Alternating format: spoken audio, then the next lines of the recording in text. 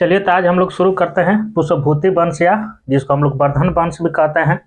तो पुष्पभूति वंश या वर्धन वंश जो आया है गुप्त वंश के पतन के बाद आया था। तो आपको बताना है कि गुप्त वंश के बाद लगभग मैत्रिक वंश, मौखरी वंश, पुष्पभूति वंश, प्रवर्ती वंश और गौड़ था। तो इस सब में सबसे शक्तिशाली कौन सा वंश हुआ? पुष्पभूति हुआ। अब पुष्पभूति वंश का संस्थापक कौन थे?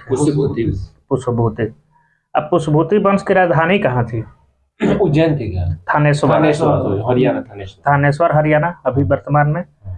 आपको बताना है कि जो पुष्पभूति वंश था उसको स्वतंत्रता का जन्मदाता किसे कहा जाता है? पुष्पभूति वंश के स्वतंत्रता का जन्मदाता किस राजा को कहा जाता है? प्रभाकर वर्धन पहला प्रथम शासक था। आपको बताना है कि जो प्रभाकर वर्धन था वो कौन कौन सा उपाधि धारण किया था? महाराजा धीराज। हाँ सही बोले हैं, महाराजा धीराज की और परम भट्टाकर। अब प्रभाकर की जो पत्नी थी उसका क्या नाम था? यशोमती। अब प्रभाकर की पत्नी यानी यशोमती को कितने संतान हुए? 2 पुत्र और 1 पुत्री। हाँ, 2 पुत्र और 1 पुत्री। तो एगो का क्या था? राजवर्धन और हर्षवर्धन। क्या नाम था? अब पुत्री का नाम क्या था? राजश्री, जो उससे ब्याह हुआ था। आप ठीक है, उससे ब्याह हुआ था। बताइए कि किससे ब्याह हुआ था? ग्रह वर्मा। ठीक है, ग्रह वर्मा से ब्याह हो गया था। ग्रह वर्मा से ब्याह हुआ तो कहाँ का शासक था? मौखरी शासक था। मौखरी राजा था और कनौज में शासन करता था।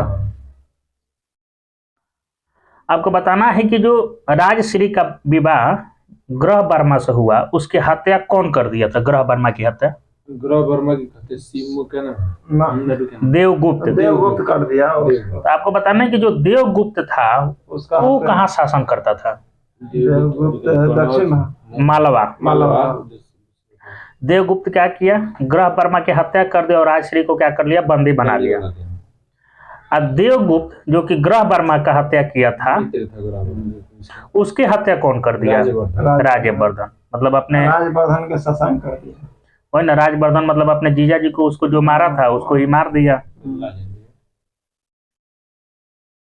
और वही राजवर्धन की हत्या कौन कर दिया? शशांक कर दिया। और शशांक किस धर्म का अनुयायी था? शैव धर्म। हाँ, शशांक की था जो बोधि वृक्ष को कटवा दिया था। और राजवर्धन की मृत्यु कब हो गई? 606 ईस्वी में। और 16 वर्ष की अवस्था में हर्षवर्धन थानेश्वर की गद्दी पर बैठा। हर्षवर्धन को और किस नाम से जाना जाता है? या ये भी शिलादित्य। हर्षवर्धन को शिलादित्य भी कहा जाता है। आपको बताना है कि जो हर्षवर्धन था या शिलादित्य था वो कौन सा उपाधि धारण किया था? तो ये सिर्फ एक ही को उपाधि धारण कर पाया था, परम भट्टारक। हर्ष जो था शशांक को पराजित करके कनौज पर अधिकार कर लिया। वही शशांक था जो राजवर्धन की हत्या कर दिया था। हर्ष और पुलकेशिन द्वितीय के बीच कहाँ युद्ध हुआ था? नर्मदा नदी पर। इन दोनों में कौन विजयी रहा? पुलकेशिन द्वितीय।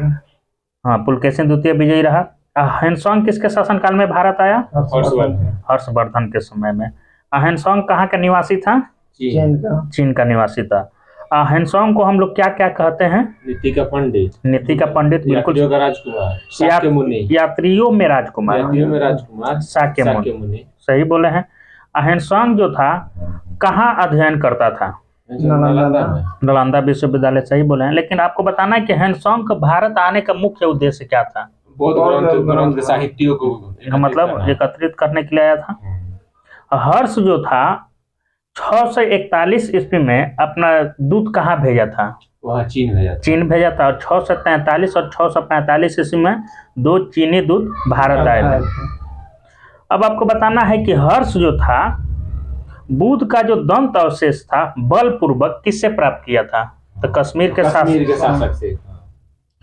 हर्ष पहले किस धर्म का अनुयायी था? मतलब या किस देवता का पूजा करता था? विष्णु का। हाँ, पहले पूर्वज शिव और सूर्य का मतलब पूजा करता। बाद में बौद्ध धर्म अपना लिया। बाद में बौद्ध धर्म बन गया। तो आपको बताना है कि बौद्ध धर्म जो है किससे मिलने के बाद बौद्ध धर्म अपना लिया? ह्वेनसांग से, चीनी यात्री जो था। आपको बताना है कि हर्ष के समय नालंदा महाविहार था, वो बौद्ध धर्म के किस शिक्षा का केंद्र था? महायान। महायान ज्यादा बाद में फेमस हो गया था। अब आपको बताना है किसके शासन काल में प्रयाग में प्रत्येक 5वें वर्ष एक समारोह आयोजित किया जाता था? हर्ष। छठा में शामिल हुआ था। आपको बताना है कि जो हर्ष के समय प्रयाग में प्रति 5वें वर्ष एक समारोह आयोजित किया जाता था, उसको उस समय क्या कहा जाता था?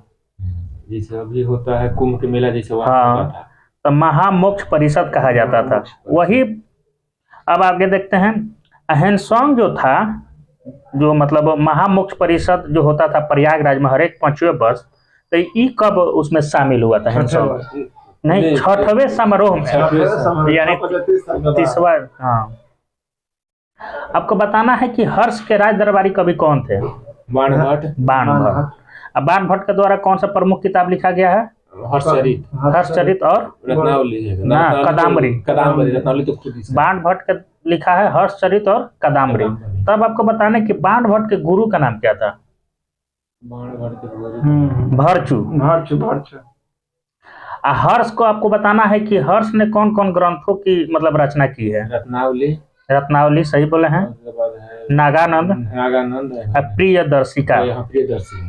प्रियदर्शिका, रत्नावली, नागानंद। तो आपको बताना है कि तीनों जो बुक है किस भाषा में लिखा गया है? संस्कृत में लिखा गया है। ये मतलब ये तो मान लीजिए, इसको लिखा कौन था? मतलब कहा जाता है कि धावक नाम का एक था। हाँ, धावक नाम का कवि ने हर्ष पुरस्कार लेकर ये मतलब ये बताया था कि ऐसे ऐसे तुमको लिखना है, वो राइटिंग मतलब लिखा था, ये रचना किया था। धावक था। भारत का अंतिम हिंदू सम्राट कौन हुआ? हर्ष हुआ। हर्ष के अधीनस्थ जो भी शासक होते थे उसको क्या कहा जाता था? जैसे मान लीजिए अभी राज्य का जो मुख्यमंत्री कहा जाता है ना, उस समय क्या कहा जाता था? उस सबको जो भी हर्ष का महाराज या महासमंत कहा जाता था। हर्ष का जो मंत्री परिषद था उसमें मंत्री को क्या कहा जाता था? सचिव या अमात्य। प्रशासन की सुविधा के लिए हर्ष जो था, हर्ष का साम्राज्य किस में बटा हुआ था? प्रांत में। प्रांत को उस समय क्या कहा जाता था? भुक्ति। अब प्रत्येक भुक्ति का जो शासक होता था उसको क्या कहा जाता था? उपारिक, राष्ट्रीय या राजस्थानीय कहा जाता था। अब भुक्ति का विभाजन किस में किया गया था? भुक्ति का जो ग्राम में विषय का विषय जो अभी तत्काल जिले के बराबर होता था, जिले जैसा होता था। अब विषय का जो मान लीजिए शासन चलाता था उसको विषयपति कहा जाता था। इसके अंतर्गत कई मतलब पाठक आते थे जो आधुनिक तहसील के रूप में जाना जाता है। आपको बताना है कि शासन की सबसे छोटी इकाई पुष्पभूति वंश के समय कौन था? ग्राम था। ग्राम शासक का जो प्रधान होता था उसको क्या कहा जाता था? ग्राम छपटलिक। ग्रामिक मौर्य में, गुप्त वाला में। अब पुलिस कर्मियों को क्या कहा जाता था? इसमें भी चाट या भाट कहा जाता था, वही जो गुप्त वाला में चलता था। दंड पाशिक तथा डांटिक पुलिस विभाग के अधिकारी होते थे। तब अब आपको बताना है कि पुष्पभूति वंश के समय, पुष्पभूति वंश जब शासन कर रहा था तो अश्वसेना का जो अधिकारी होता था उसको क्या कहा जाता था? एगो मंदिर भी है इसके नाम पर, बताइए। सुनिए, तो अश्वसेना बलपूर्वक रहता था। तो महादेश क्या नाम है उसका? बृहदेश्वर मंदिर है। ऐसे बृहदेश्वर ऐसे कहा जाता था। जो भी अश्वसेना का अधिकारी होता था, बड़ा होता है। अब पैदल सेना का जो अधिकारी होता था उसको क्या कहा जाता था? हाँ, सही बोले हैं, बलाधिकृत या महाबलाधिकृत। हर्षचरित में सिंचाई के साधन के रूप में किसका उल्लेख मिलता है? नहीं, तुल्यांत्र या जिसको जल पंप भी कहते हैं। हमको बताना है कि हर्ष के समय सूती वस्त्रों का निर्माण के लिए प्रसिद्ध केंद्र कौन सा था? मथुरा। सही बोले हैं। हर्ष में जो प्रांतीय शासक थे उनके लिए कौन सा शब्द का प्रयोग किया? हर्षचरित में जो प्रांतीय शासक थे उनके लिए कौन सा शब्द का प्रयोग किया गया है? नहीं, जो 2013 में भारत में पास हुआ था, 2013 में लोकपाल लोकपाल लोकपाल बिल पास हुआ।